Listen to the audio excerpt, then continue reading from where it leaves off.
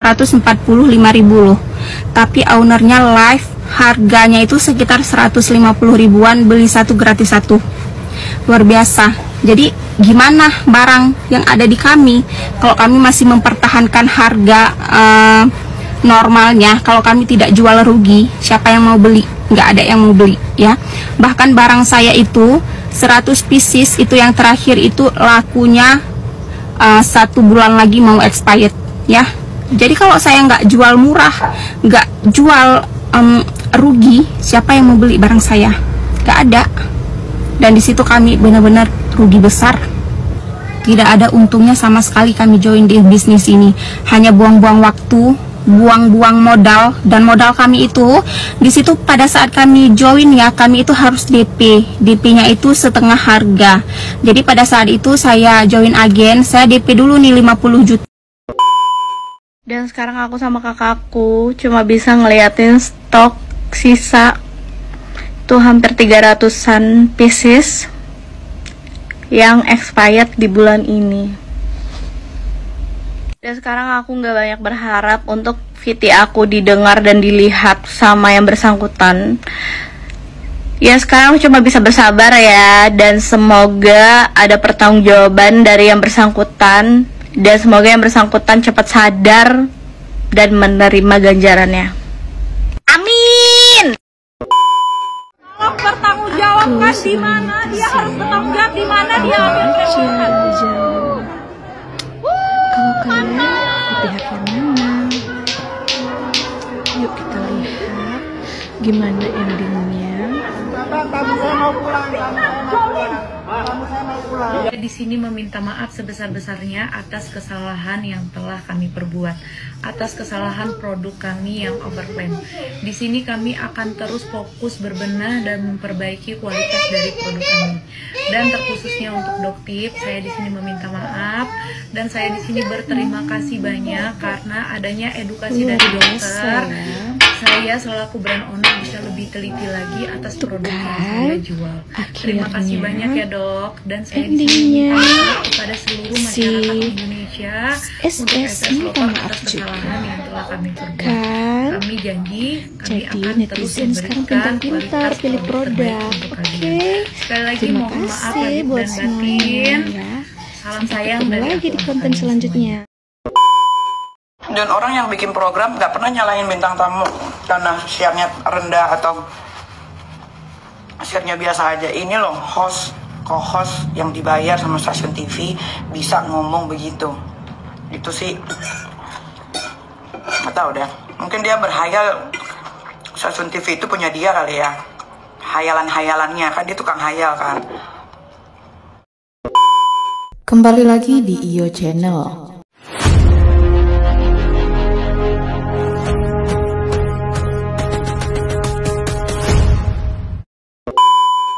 Baiklah, kali ini saya akan membahas tentang reseller ini memberanikan diri speak up. Diduga Sheila Saukia lakukan beberapa hal hingga sebabkan kerugian besar pada reseller. Untuk selengkapnya simak video berikut ini. Tidak bisa kita pungkiri bahwa kehadiran Doktif ini membuka mata orang-orang Indonesia khususnya untuk perempuan untuk lebih berhati-hati lagi dan selektif memilih produk skincare.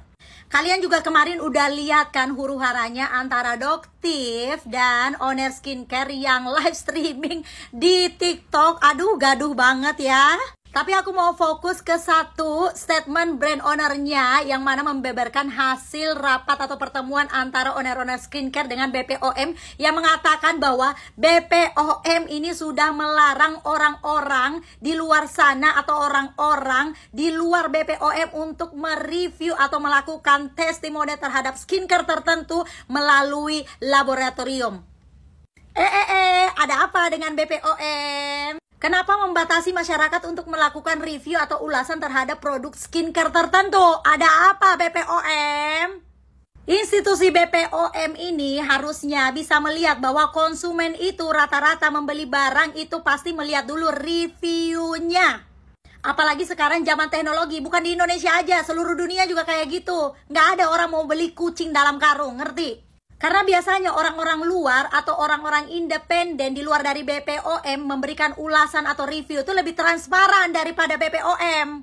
Harusnya kalau misalnya ada review-review tertentu dari orang luar dari BPOM, itu diambil jadi referensi untuk orang BPOM membuktikan apakah benar produk yang orang luar review ini itu benar-benar overclaim atau mengandung bahan-bahan yang memang terlarang gitu loh.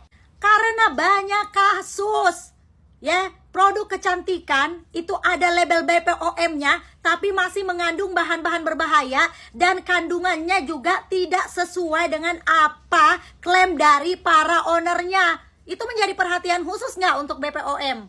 Kita masyarakat mau pertanyakan juga nih ke BPOM, kenapa banyak produk-produk yang berlabel BPOM di luar sana tetapi masih mengandung bahan-bahan berbahaya dan juga masih mengandung bahan-bahan yang tidak sesuai dengan klaim para penjualnya. Itu pertanyaan besar bagi BPOM. Makanya kalian BPOM lebih ketatin lagi sistem pengawasan kalian dan penegakan hukum kalian. Kalau misalnya kalian tahu atau dengar dari pihak luar ada kosmetik yang benar-benar overclaim, kalian buktiin juga gitu. Tapi kalian juga membuktikan itu dengan transparan seperti para reviewer-reviewer yang ada di luar dari BPOM gitu. Bukannya malah membungkam orang-orang yang mencoba untuk memberikan edukasi tentang perskincarean. Perbaiki sistem kalian gitu, pengawasannya lebih diketatin lagi gitu. Tapi jangan lupa transparan, tolong. Kalau perlu kalian kayak Doktif gunain sosial media kalian untuk mereview satu barang ala-ala orang yang mereview melalui sosial media. Biar masyarakat itu lebih percaya ke BPOM daripada ke reviewer-reviewer independen. Masyarakat sekarang nggak bodoh lagi BPOM. Kita aja ngeliat kalian menangani kasus penskincarean itu semuanya ngambang sampai sekarang.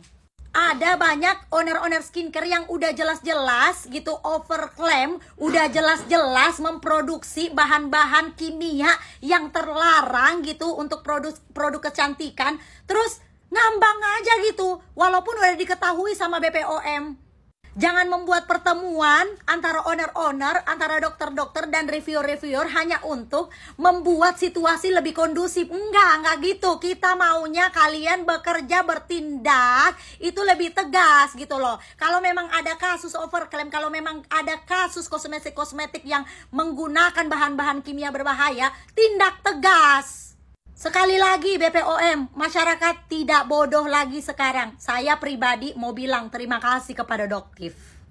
Apapun huru-haranya yang berhubungan dengan Doktif, kita tidak bisa pungkiri Doktif sudah menyelamatkan banyak orang-orang dari informasi-informasi atau edukasi-edukasi yang dia berikan kepada masyarakat. Kita juga sekarang sebagai masyarakat harus lebih pintar lagi. Kalau misalnya ada orang yang mereview satu produk tertentu, kita harus fokus ke edukasi, ilmu, dan informasi yang dia berikan. Jangan fokus ke huru-haranya, oke? Jadi kita juga harus lebih cerdas. Tapi BPOM di sini harus lebih tegas dan transparan. Perbaiki sistem pengawasan kalian, oke? Artinya uang ya yang dikeluarkan oleh konsumen pembeli produk skincare, kenapa dia bisa beli produk skincare? Karena dia terbujuk ya, atau termakan dengan iming-iming ini produk bagus, kandungannya sekian, tapi pada faktanya kandungannya tidak sesuai, itu bisa dapat dikenakan pasal penipuan. Apalagi kalau sampai membuat merugikan kesehatan si pengguna skincare.